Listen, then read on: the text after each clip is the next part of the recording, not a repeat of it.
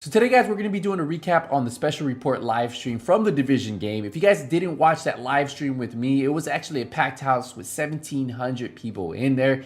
What we'll do in this video is I'm trying to condense it down. I will talk between each major point to give you a little summary of what was said, and then hopefully what I say and what they say, it all makes sense. And then this will be a great way for you guys to get the information you needed. I'm gonna try to only pick the important stuff, put it in one video for you guys to get through it. So the first thing we're actually gonna get into is they talked about the name holster. They talked about the known issues board. I highly recommend checking out that issues board. And what that is, a place where you can see any known issues that are currently going on in the game and any changes that are coming in title update 16, which comes tomorrow, or title update 16.1. So let's listen to what they had to say about the name holster and the changes that are coming to that, and also the known issues board. You've seen the changes that we want to implement with 16.1. And with the holster specifically, it's on our known issues board. You can just go and check in there. The link is on Twitter, so please do not hesitate to do that. And yeah, I'm just happy to confirm that instead of 20%, it's still going to have a perfect attribute of 15%, Yes. right? And weapon damage and one random attribute. Yeah, so we moved it around basically. It was on phase one, the perfect attribute was part of the attributes and not the core attribute. But it was on top of the other attributes. So you ended up with an item that had, one core and 3 attributes. One of them was a 20% weapon damage. So that just was really, really powerful, as it was underlined by everyone. So we tried for PTS2 to have a different approach where we thought, okay, let's move it on the core attribute. So that still is a stronger core attribute than anything else you can get in the game. And therefore you get your 2 random attributes on top of it. But that definitely obviously made it less interesting for a lot of people. And I think what a lot of people were attached to was, how good the initial proposal was for hybrid builds, because you could get your weapon damage bonus, but still have a core, a blue core, or a yellow core. So we decided to go back to that in the final version, if I can say. But what we're doing here is it's 15% weapon damage, and it will use one of the 2 attribute space that you would normally have with random attributes. So you're going to have a normal core, blue core by default, that you can recalibrate to something else. Your 15% weapon damage, 15% weapon damage as one attribute, and then another random attribute on top of it. And if you're interested in some other changes that are going to be applied, some with 2.16 already this week, tomorrow basically. Some others would happen with 16.1, just because, as you all know, build submission takes time, and we needed to ensure that this is exactly the changes that we want to go with. So that's why they're going to happen a little bit later than the initial release. But please do check the known issues board, because among other changes, you're going to find the changes we implemented to Striker, to chest, to a backpack, and to 3 pieces equipped bonus. I wouldn't list all of them. I wouldn't want to list all of them right now, so I'm not confused by a lot of values and numbers, but you can check everything on the known issues board. And so I did mention the known issues board. If you guys want to see a link to that, I'll put a link in the description so that way you guys know where to go. Also, they get into the exotic drop rate. They talk about the chart and what you should know specifically about that chart and what it means as a whole for exotic drop rates. So let's get into that. As well as the information about exotic drop. We actually made a nice table that lists all the percentages of the exotic drop, so it's also on the known issues board. Please do check. I know that the numbers look very low, and people are commenting on that. When you look at drop rates and you see something that is 0.016% or whatever, that feels really low, and it is really low. But the intention with adding chances to drop exotics on every single NPC in the game, our intention is not to have exotics rain. What we want is that random moment where you're running in the open world and you're just shooting the red bar because it's in your way. That moment you drop an exotic, that's what we're after. It's those moments where you just, out of nowhere, you get an exotic item. So it is going to make, exotics a bit more generous, but not so much. But it's going to create those moments where suddenly you get one when you were not expecting to have one. You still have all your predictable sources that still exist.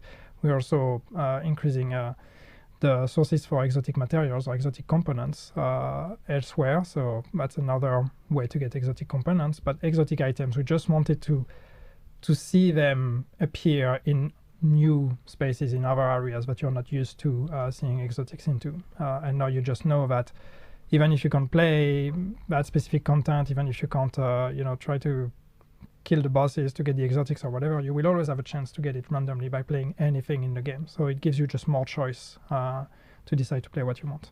So there you have it. The exotic drop rate is going up in a sense as you have a chance of getting exotics everywhere. And they also mention you can get exotic components from different things. If you guys don't remember, when you guys complete control points in title update 16, you have a chance of getting an exotic component from the chest at the end. So that's actually a pretty cool way for you guys to get exotic components since we need them for our expertise level. The next thing they get into it is the countdown difficulties. So let's listen to what they have to say. And another big thing, another big change that is coming to all of you and our PTS players know, but for the rest of the community, I think it's important for us to repeat that once again, that we're adding three new difficulties to the countdown game mode.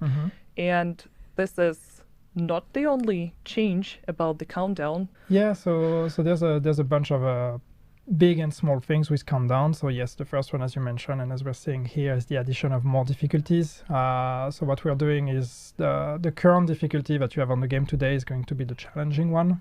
So we're adding 2 easier versions and 1 harder version. The idea to try to cater to as many people as possible.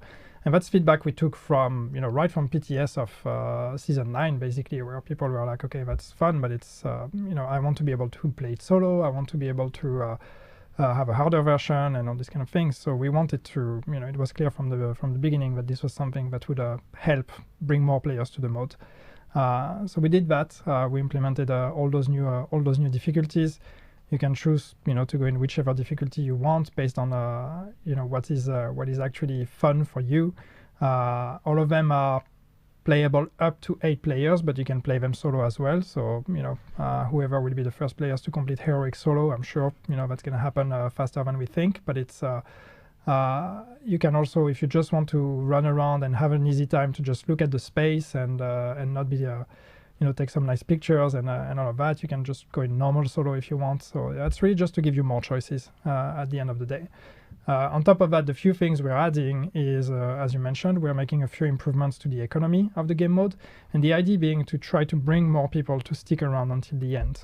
Because one thing we've seen in terms of behavior is a lot of people were just joining a matchmaking, joining a session, just to kill the hunters at the beginning, because that's the most generous source of loot, and then leave as soon as the 4 initial hunters were dead. And that really wasn't our intention, especially because when you leave everybody else behind, stuck in a session where they probably cannot complete it, or they're going to be having a very hard time. So what we've done is we've increased the rewards, the currency rewards you get if you do the extraction. We've also increased, or we've decreased the drops on the first wave of hunters. So that means the first 4 that you get when you start the mode, they will drop less items. And all those items they're not dropping, we put them on the second wave hunters. So that means at the end of the day, if you complete the game mode, you will have as many loot as you would have, but we're distributing more of them towards the end. So it's really to try to get people to stick around longer and finish the mode. That's a 15-minute session, so hopefully it's not asking too much of people to get more loot. And yeah, we also, as you mentioned, you're also adding we're adding more countermeasures. I can't remember how many, to be honest, but it was around 10 new countermeasures. I wouldn't list all of them right now, but they gonna be in the patch notes, and the patch notes will be released tomorrow with once the build is live. We're still decided to disable the group kick, so it would not be possible for a leader to kick other players. So you guys heard it. They talk about the new game mode, giving more rewards to players who stay throughout the game. They nerfed the rewards for the first 4 hunters, but afterwards you'll get all those rewards from the first 4 hunters and the final hunters. So you get the same amount of rewards from hunters, just staying in the game longer. Also, they disabled the kick button in countdown. We all knew about that. Now they do get a little bit into season 10 and General Anderson. So let's get into that. No, so yeah, I mean, season 10 is about General Anderson. We're going to keep building on the events that took place in season 9, trying to navigate that without spoiling too much in case a few people still haven't finished season 9, but we're building on those events. We're going to be going after General Anderson, trying to understand a bit better what is he after, what's going on here. This is him and his beautiful jacket. He's built a team with him, as you can see, a team of both True Sons and Black Tusk. So what is going on there? So it's going to be, exploring a bit more the relationship between him and the Black Tusk, him and trying to rebuild the True Sons. The jacket that he's wearing is, for the lore fans there, it's the Anton Ridgway jacket. So you can imagine Anderson being a power-hungry leader. As soon as, Anderson or Ridgway's body was still warm, he probably just took the jacket and put it on. I was like, I'm the new leader now. Yeah, you're going to see some of the faces you've seen in season 9 as well. Yeah, it's all events that keep adding to each other. You mentioned Sokolova. We are going to be hearing a bit more from her as well, exploring all of that. So. Yeah, we have a cool lineup coming. We've been introducing new characters. We have a bunch of other new characters that we want to introduce. There's all the relationships between all of them. Sokolova, of course, is going to be a centerpiece there as well. So there's a lot of new things and new people and stories to explore. A lot to look forward to. And then we finally got our first look at season 10 official trailer. Let's take a look at it.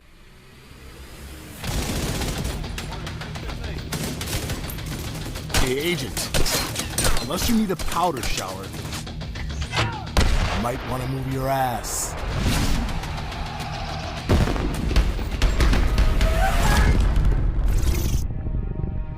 You were right. Lewis may be a problem. I'm glad you agree, General. Watch him. And see what he does next. Who better to lead you to the rat's nest than a rat?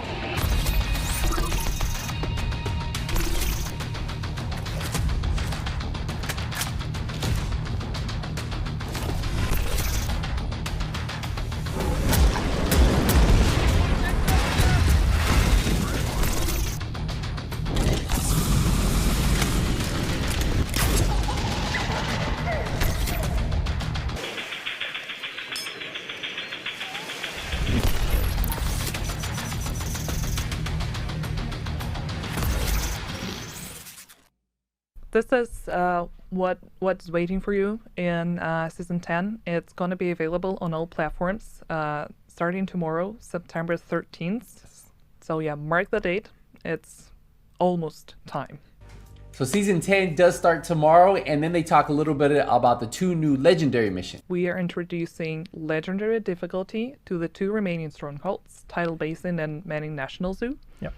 I mean, it's it was incomplete. We had 3 of them. We have 5 strongholds and only 3 legendary difficulties. So we wanted to add the 2 missing ones.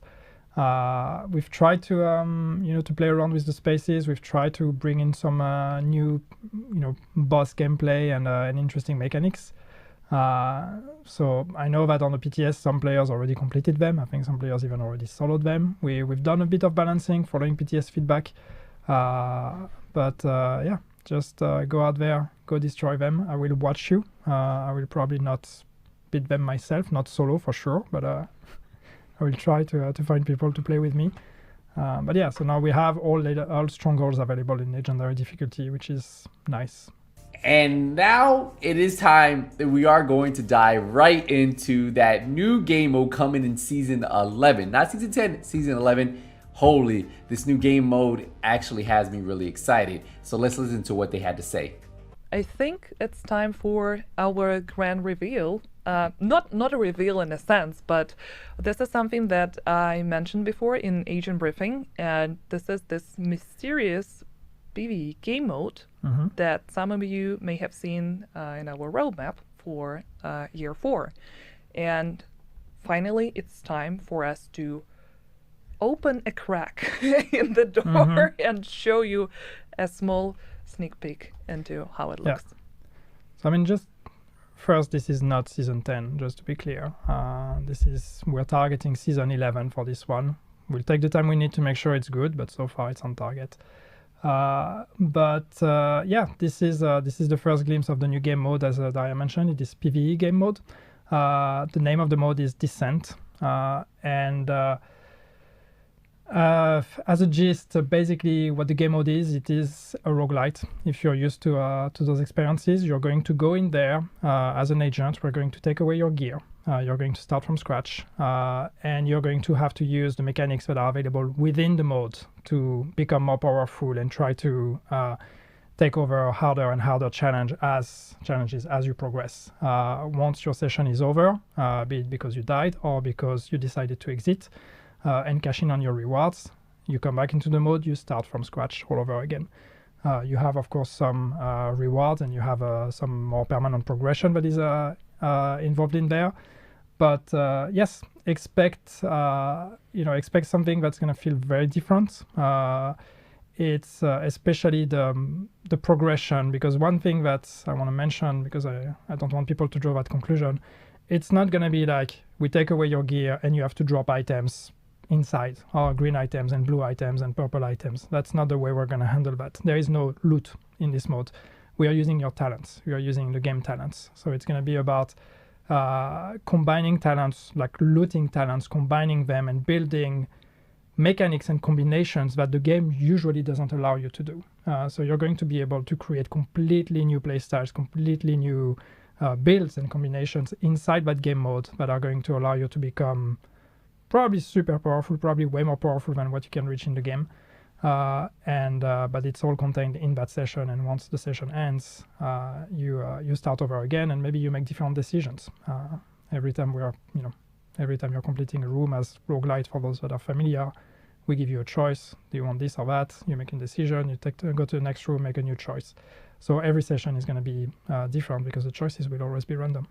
As I said, we are taking away your gear, so especially if you're used to the game, you have to relearn how to play without your godlike, fully optimized build, right? So you're going to have to use cover again. You're going to have to use weapons that you might not be used to handling, so it's really about, what makes it hard is especially this going back to the vanilla experience, in a way, of having a character without gear. But then as you progress, you can, as I said, you can build your character, you can go back to old habits. But the first habit that a lot of us have is, when you enter into the mode, is, I'm going to just face tank everything and camp the spawn closet and just shoot everything down, and that's just not going to work there. Not at the beginning anyway. So it's really about relearning how to use cover, how to use space, how to play tactical, because the mode is here to try to kill you. So yeah, very encouraging, very exciting. So I'm very excited with that news about that new game mode, going into a mode where you lose everything, right? And you have to farm for those talents, right? That's honestly what I think can be a fun game mode, especially if it's going to be PvE. There's only so many ways you can twist PvE to have fun game modes, and I think what they did right here is excellent, and I can't wait to find out more. I need to know in the comments what you guys actually think about this. Next, they actually get into PvP. I know a lot of you guys want to know more about this. Well, this is what they had to say about PvP and them actually really putting this as a focus and wanting to work on it. No, so we've been talking a bit about it recently, and yes, we do intend to try to work on PvP and improve it. We've already said TU16 Season 10 is not going to be the update that changes everything. One thing we are doing, though, with Season 10 is, neutralizing shrapnel trap in PvP, and that's something that's been asked for a very long time. We've been taking our time because we really wanted to try to find other alternatives rather than just removing something from the game. We wanted to see, can we actually fix it? Fixing it to make it work the way it should work is, for plenty of stupid reasons, it is actually very, very complicated. So I don't know how long it's going to take us. I don't know if that's even what we will want to do. I'll try to look at other solutions, but what we've decided for the time being is just to basically reduce its efficacy in PvP very drastically. So you shouldn't use it in PvP at this point. It's not going to be any good. And to try to take that out of the equation from PvP, and the objective for us is to try to have a conversation that is about other things, so we can then prioritize other things that need to be improved. Because for TU17 season 11, we want to start addressing some of those issues. So with season 11, you can expect that there's going to be more PvP changes, but mostly along the lines of bug fixing, glitches fixing, and balancing aberrations fixing as well. We know that we have some of those. So that's what we're targeting for season 11. It's going to be like trying to address all the main issues, like the big issues, the big elephants in the room that are plaguing PvP. We're going to try to address as many of those as possible in season 11. And then eventually, once we have something that is a bit more stable, then we can start looking at balancing and potentially then even later on revisit the PvP experience and see what needs to be changed. I understand that it's probably not everything that PvP community wanted to hear, but that's a very positive sign that we're going to work on PvP. That's the promise I can make for you. It's just we're going to work on it. We're going to try to make it function. We're going to try to make conflict and the dark zone function and provide a fun PvP experience. That's our priority. And we'll be taking the time we need, and we'll be working with the community and the ETF on that. And it's going to be an iterative process. As I said, we're not going to have one big PvP overhaul update. It's going to be every update. We try to do small changes and we take it one step at a time. So you heard it, PvP is not going to change overnight. It's going to be little by little by little. They're going to keep working on it. It's probably going to be one patch after another until they can get it where they feel it's actually working and fun. Now they dive into the 2 apparel events, so let's see what they had to say about that. So we have 2 Apparel events in season 10. One is called Shea Paragon. You can see it on the screen right now. And the baby. So Shea Paragon, the inspiration behind it is specializations. And we're going to have 6 outfits that you will see a little bit later when the season is released.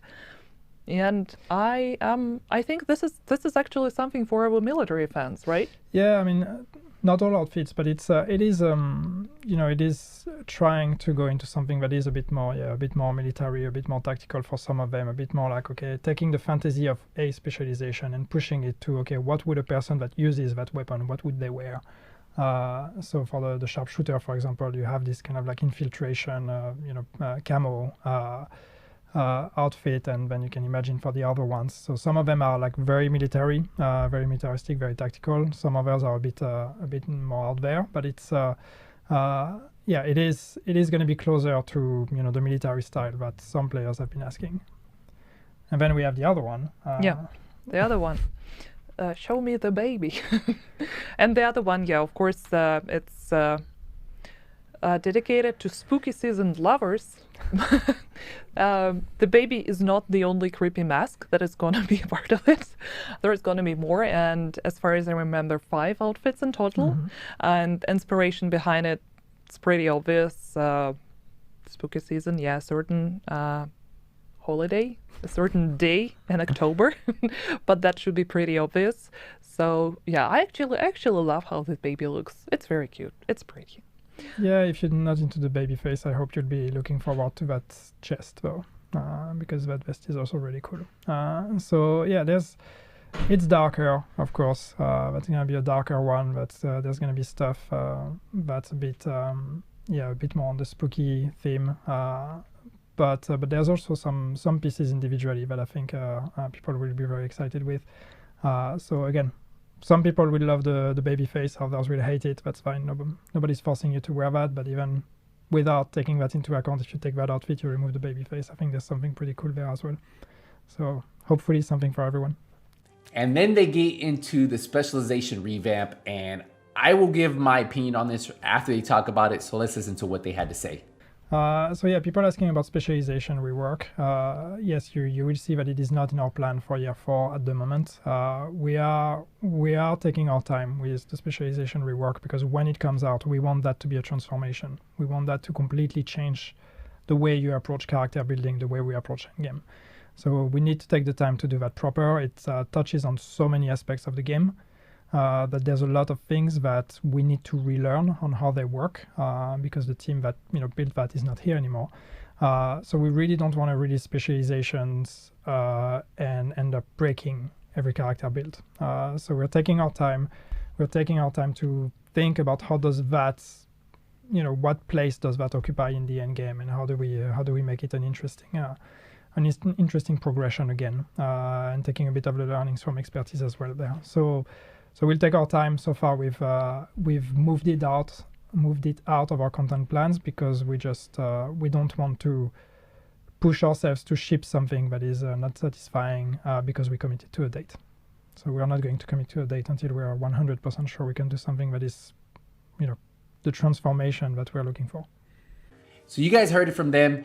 The specialization revamp, they want to make sure this is right. And I agree, this could be game breaking if they don't make sure it is right. So I'm hoping that when they do release this, everything is in order. And I will say when they do release it, hopefully they release it with some type of big content that brings more players, because what they could push it as is, hey, we have a new DLC or expansion. We have a new way to play the game. It's going to change the game. It'll bring back new players, old players, and hopefully people will actually have fun with it. So I just hope that when they do release this specialization revamp, it is a game changer, but only time will tell, and we have to see what they decide to do with it. And finally, they get into some hunters. If you guys have been looking at how to spell those textiles, listen to what they had to say. And they also have a new vanity item that you guys get as a bonus item for getting credit. So we'll listen to all that and we'll close this out. Throughout Season 10, I do not know the date exactly. We're gonna release the Hunter, the yellow Hunter outfit. Stinger outfit, yeah. That was previously and still available through the referral program. Yes. And it would be available for you to buy for textiles in the store. So yeah, you asked and we answered. Because I know that was a very popular request before. Yes. Yeah, I mean, it is, it's been, hanging there, and it's cool as a referral incentive, but it's also a bit of a waste to have it there and be so desirable, and yet it's very hard for a lot of players to get enough referrals to actually get it. So it's we've decided to put it to make it available to everyone on the store and with textiles. So if you want it, you can go get it. If you're sitting on a lot of textiles, it's gonna be nothing for you anyway. So it's just a way to, spend a bit of those textiles, but especially it's just a gesture to make sure that everybody can get the Hunter outfit, the yellow Hunter outfit. Yeah, and the only thing that I would mention is just the referral program rewards will stay with the referral, but otherwise the outfit would be bought. So you can still get it through the referral program if you want, but otherwise you can buy it in game. And talking about outfits, there is actually another surprise for Season 10 that we prepared for you. It's called One-Time Offer. And if we can show it on the screen here. So yeah, basically it's on the topic of premium credits, right? So you can just, if you want to refresh your apparel, your garderobe, your wardrobe, then this offer is for you, because you can get 2,000 premium credits and plus 1,000 for free, and also this outfit that you can just see on your screen right now. And also cannot announce the date right now, just because I do not remember exactly, but it's coming with Season 10, so be on the lookout. And if you like this outfit, because I think it's very military style, then this offer is for you. And to those of you out there, I'm sure that are in chat that are like, oh, MTX stuff, we don't care about that. This is what helps us keep supporting the game. So it might not be for you, that's fine, but it's important for us to talk about it. And yeah, you can purchase outfits, emotes, right, with the premium credits, like weapon skins and a lot of cool things. And I think that's pretty much it that I actually wanted to show you today. I hope you're excited about Season 10 Price of Power as much as we are. Just a quick reminder, releasing tomorrow, September 13th, on all platforms. So that's it, guys. That's the full special report recap. Hopefully you guys enjoyed this video. I appreciate the support, appreciate the love. Make sure you leave a thumbs up if you found this video useful. If you guys want to see more, let me know. And what do you guys think about what you guys heard today? Let me know in the comments. I'll see you in the next one. Until then, hey, nothing but skills out. Take it easy, everybody.